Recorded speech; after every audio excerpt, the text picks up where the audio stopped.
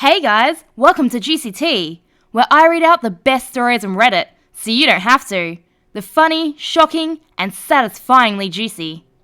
Today's stories come from the Malicious Compliance subreddit. You really want me to go home? Okay, lose a client. Posted by Wise Reply 2377. So this is a funny story where I know I wasn't exactly in the right, but was still malicious compliance. I'm a software engineer, and I'm a gal. So, as you can imagine, I'm always either the only or one of the very few non-males in the team. This malicious compliance is from a previous job of mine. I was a primary software engineer on a project. One day, we had a meeting scheduled with a client. This was a large company, and the client was in a different country, so the meeting was scheduled virtually. Now, if you know anything about me, you know I'm kind of promiscuous, and I guess this day I was being a bit silly and wore a dress that was a teeny bit too short. At lunch, I was told by my manager that someone had complained and I need to go home and change. I knew I was wrong and immediately apologised, but I brought up the meeting that I had coming up. Now, as per company policy, we couldn't take home any company equipment unless it was scheduled on call, or unless we had permission. I couldn't take this call from home without a computer laptop as I need to demo something, and none of the other engineers on my team could manage the demo. Yes, they knew how it worked, but no one knew it as well as me. They had to refer to manuals to do the demo and answer questions, which isn't a great presentation for the client. So, I offered two solutions. One, I get to take the company laptop home for the night. Or two, I sit in one of the conference rooms for the next hour and a half and then join the meeting from that room. I was told that neither was an option. I either had to go home and then return after changing, or go home, join in the call via phone and let a teammate present. I explained why I needed to present, and my manager said that I should change and come back. There's no way I could do that and still make the meeting. I made that clear. So he said I could take a half day off, out of my unlimited medical leave, if I came back because he knew how important the client was. I once again suggested that I take the company laptop home. I'd done it multiple times when I was on call, so it wasn't a trust issue. He said no, that's only when you can't take a call from the office. I gave it one more shot, explaining that even if I went home and left right away, I'd miss most of the call. But he didn't care. He said he'd take care of the call until I returned. I said, okay, and put in for the half day off, along with an email confirming what we discussed, and then headed home. I was obviously not in a rush. I got home, changed, and went back to the office. As soon as I left home, I started receiving frantic calls asking where I was. I explained that it'd take me about 45 minutes to reach the office if traffic allowed, and they should start the call. Bottom line, no one was prepared, everyone freaked out and made a mess of the presentation. The client wasn't impressed and didn't move forward with any further projects. So yes, I messed up, but I was willing to make up for it. My manager didn't listen to me, so I did exactly what he wanted. Could I have stopped at a mall 5 minutes away and picked up leggings? Yes. Did I choose to follow his instructions instead? Also yes. I want to clarify the problem wasn't with my outfit being too short for the meeting. If the meeting had happened before the complaint reached my manager, I'd have gone home and taken the L on the half day. But the problem came because I had to attend the meeting, and they just had to enforce their punishment on me. Outcome: the manager tried to blame me, but I simply reminded him that I told him about the issue and emailed him the discussion of our meeting. I had explicitly told him this would happen if he sent me home to change, but he said he'd handle it. At least he didn't try to claim that that didn't happen, but after that, he insisted that everyone must be fully involved in all projects, which meant a lot more meetings and a lot less work getting done, making all our lives harder. So I quit not long after that, as did many others because it was affecting bonuses too. Down in the comments, AITA Clubs 343 says, "So your dress was too short for a virtual meeting where mostly only your face would be visible to the client?" And rather than them just sucking it up for a day, they lost the client because they sent away the only person who actually knew what was going on. I get that dress code is a thing at offices, but if this client was so important, I think they could have just left it at come back tomorrow with appropriate clothing, instead of leave and come back. Well done on the malicious compliance. Their fault for not being prepared. Won't let me correct a spelling mistake? Good luck getting me to pay. Posted by No Thanks, I'm all good. Reading another malicious compliance about phone companies remind me of this. This was a good many years ago now. My husband's phone bill had a spelling mistake. never really paid attention to it, never really caused any issues, until it did of course. The mistake was simple, think Rod William instead of Rod Williams. So one day we moved states and put in for mail redirection. Now, where I'm from, mail redirections have to be exact, so the bill never got forwarded. And with all that goes along with moving, it didn't even cross our minds that the bill hadn't arrived or been paid. And then, inevitably, the phone got cut off. Once we realised we were all set to fix it up, pay the bill, change our address, etc. But no, can't be that simple. You see, to change the spelling mistake, we need to provide proof of my husband's correct name.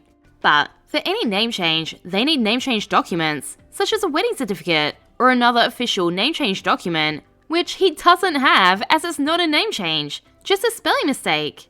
For some reason, his license and passport wasn't good enough.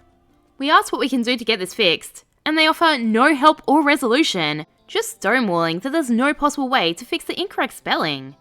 Okay, cool. At this point, we're all cranky. Not gonna help us with what should be a simple fix? We won't pay the bill, we told them.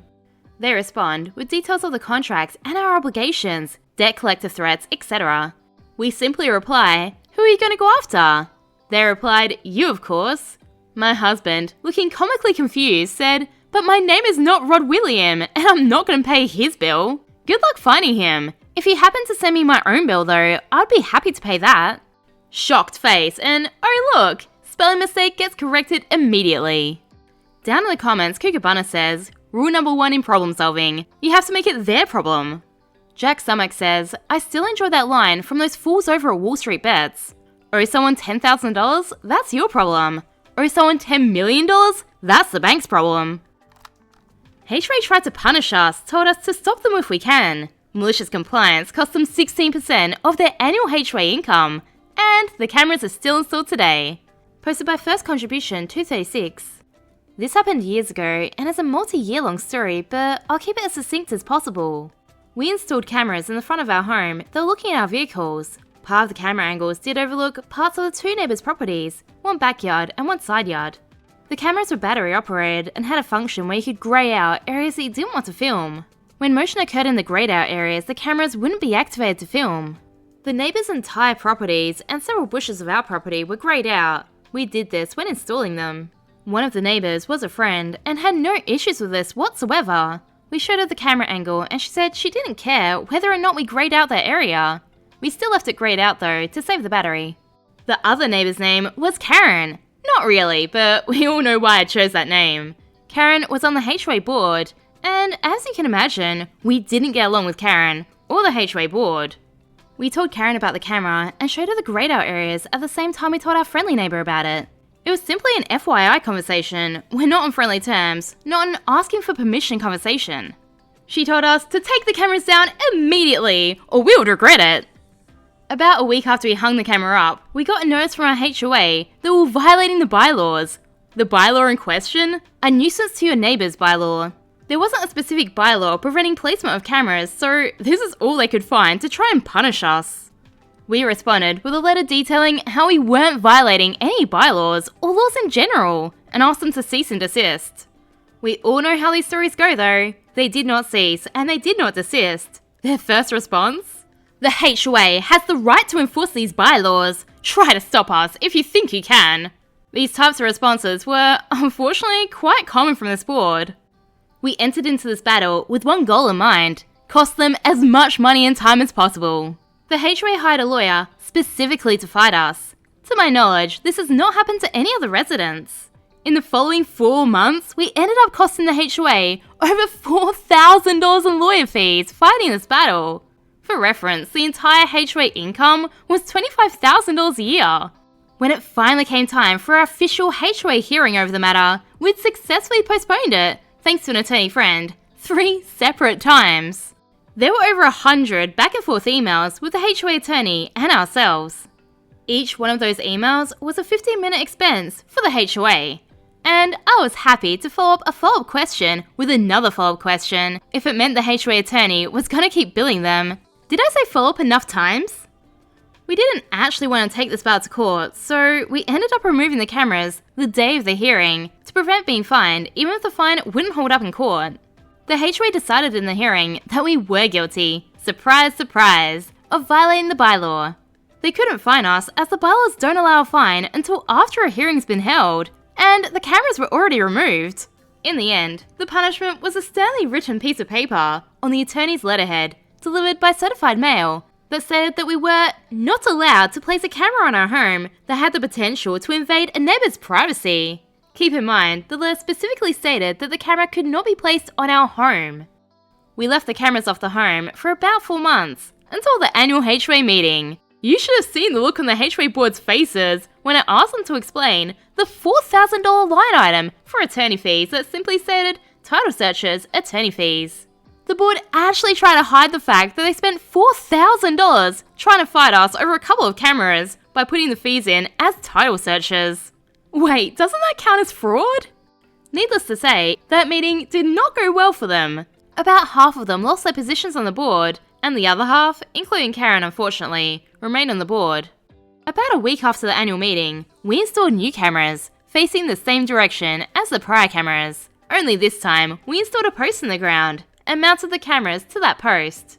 The admonishment we received after the hearing specifically stated that we were not allowed to install cameras on our home, and said nothing about putting them on a post. They did send a letter trying to tell us to remove the cameras, but a sternly worded response indicating that we were prepared to fight them actually worked this time around. I guess they didn't want to spend another $4,000 fighting us. We didn't receive any follow-up responses, and the cameras are still installed to this day, over 2 years and running strong. If you liked this video, please let me know, and subscribe for more juicy tea.